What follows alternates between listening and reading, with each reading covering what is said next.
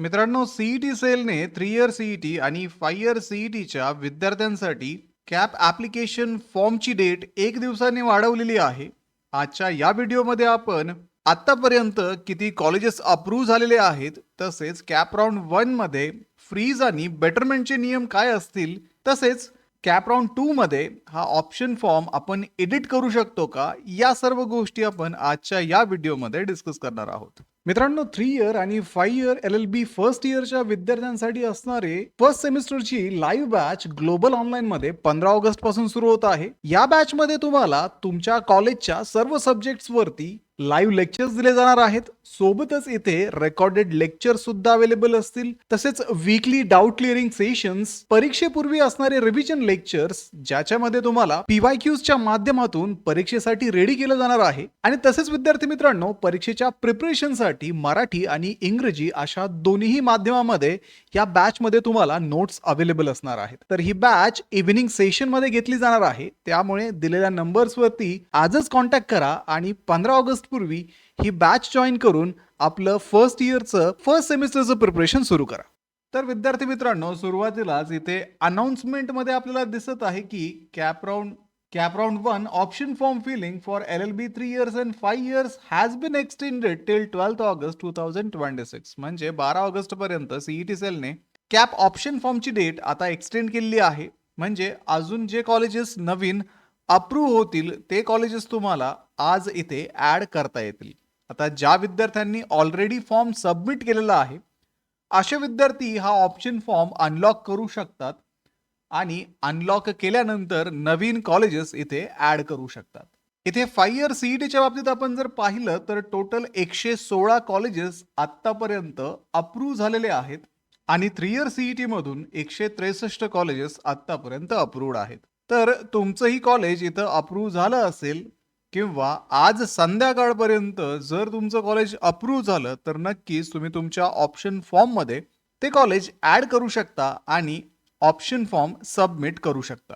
आता ज्या विद्यार्थ्यांना कॅप राऊंड 1 साठी रजिस्टर करता आलेलं नाहीये, अशा विद्यार्थ्यांसाठी कॅप राऊंड 3 पूर्वी नवीन रजिस्ट्रेशन सुरू होतील. जरी तुम्हाला इथे दिसत असलं की 5 ऑगस्ट ते 5 सप्टेंबर या तारखेदरम्यान तुम्हाला नवीन रजिस्ट्रेशन करण्यासाठी सीईटी सेल अलाउ करेल, तरीही सीईटी सेलने अजून कुठलीही एक्झॅक्ट डेट इथे दिलेली नाहीये.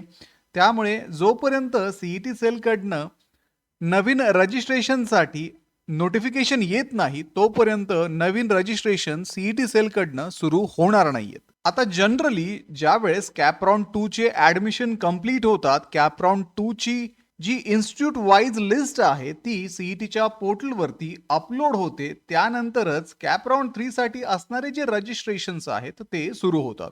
त्यामुळे हे रजिस्ट्रेशन्स कॅप राऊंड 2 नंतरच सुरू होतील. तोपर्यंत तुमच्याकडे जे रिलेव्हंट डॉक्युमेंट्स आहेत ते तुम्ही रेडी करून ठेवा, जेणेकरून हे ऍप्लिकेशन सुरू झाल्यानंतर तुम्हाला तिथे रजिस्टर करता येईल.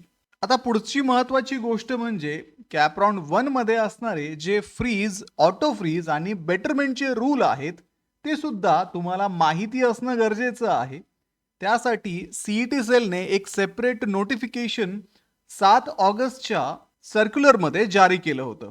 यामध्ये विद्यार्थ्यांसाठी काही नवीन नियम कॅप राऊंडसाठी सीईटी सेलने इंट्रोड्यूस केले होते, ज्याच्यामध्ये ऑप्शन फॉर्म अनलॉक करणं असेल. एकदा तुम्ही भरलेला ऑप्शन फॉर्म अनलॉक करून नवीन अपडेट झालेले कॉलेजेस ऑप्शन फॉर्म मध्ये ऍड करू शकता, हे सीईटी सेलने सांगितलं होतं. त्यानंतर ऑटो फ्रीजची जी पद्धत आहे ती सीईटी सेलने यावर्षी रद्द केलेली आहे.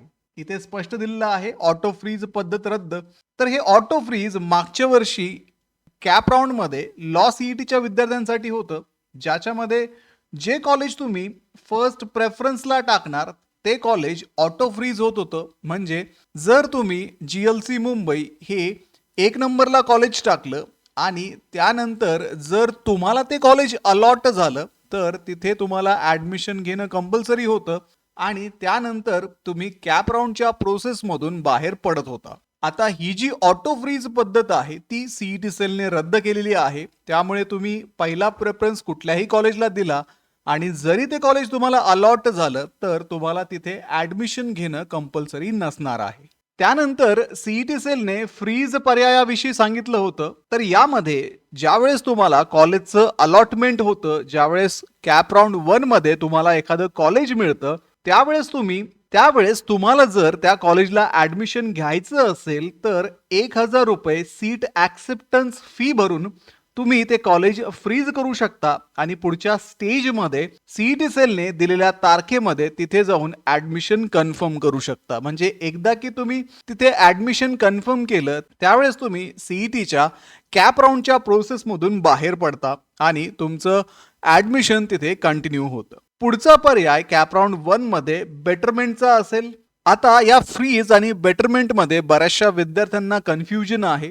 आता समजा तुम्ही कॅप राऊंड मध्ये तुमचे 3 कॉलेजेस टाकलेले आहेत. आता जर तुम्हाला 3 नंबरचं कॉलेज अलॉट झालं तर तुम्ही त्याचं बेटरमेंट करू शकता. बेटरमेंट म्हणजे थोडक्यात काय की सीईटीच्या पोर्टलवरती तुम्हाला 1,000 रुपये सीट ऍक्सेप्टन्स फी पे करायची आहे आणि बेटरमेंट हा ऑप्शन चूज करायचा आहे.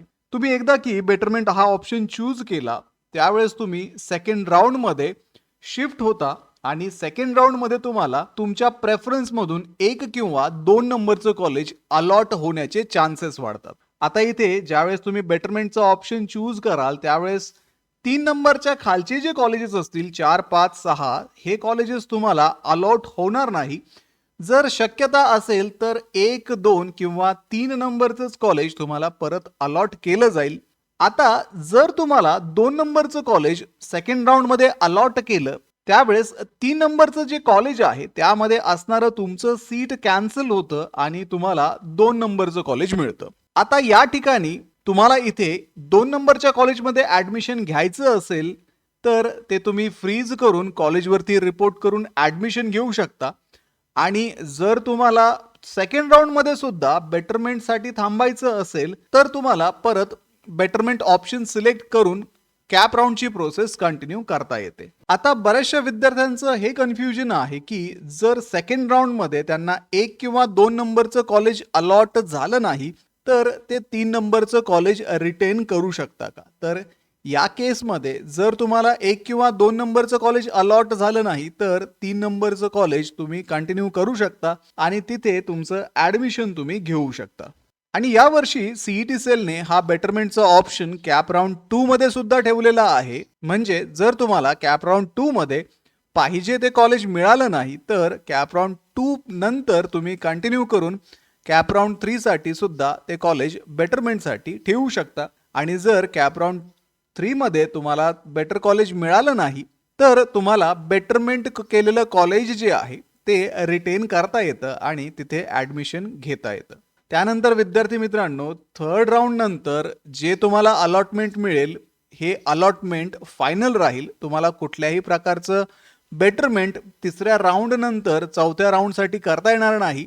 आणि जर तिसऱ्या राऊंड नंतर सुद्धा कॉलेजेसमध्ये वॅकन्सीज शिल्लक राहिल्या तर काही कॉलेजेस चौथा राऊंड सुद्धा अरेंज करतात आणि त्या ठिकाणी तुम्हाला नव्याने ऑप्शन फॉर्म भरून कॅप राऊंड मध्ये पार्टिसिपेट करता येतं. पण जर वॅकन्सी असेल तरच.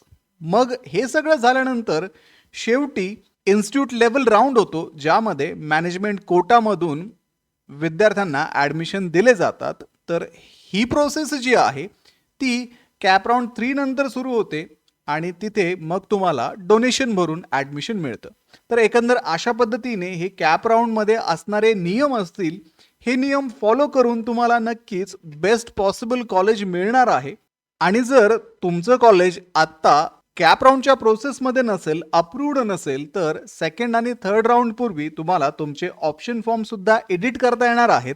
आणि जर ते कॉलेज त्यावेळेस कॅप राऊंड मध्ये एंटर झालं तर ते कॉलेज तुम्हाला तिथे सिलेक्ट करता येणार आहे. त्यामुळे आज संध्याकाळपर्यंत जेवढे तुमचे कॉलेजेस अप्रूव्ड असतील तेवढे कॉलेजेस तिथे ऍड करा, प्रेफरन्स द्या आणि सबमिट करून घ्या जेणेकरून तुम्हाला कॅप राऊंड 1च्या अलॉटमेंटमध्ये कुठल्याही प्रकारचा इश्यू येणार नाही. तर या सगळ्या प्रोसेसमध्ये तुम्हाला गाईड करण्यासाठी ग्लोबल ऑनलाईनची ॲडमिशन काउन्सिलिंग सुद्धा सुरू आहे. तसेच LLB 3 इयर आणि 5 इयरच्या फर्स्ट इयरच्या विद्यार्थ्यांसाठी असणारे क्लासेस सुद्धा ग्लोबल ऑनलाईनमध्ये सुरू करण्यात आलेले आहे.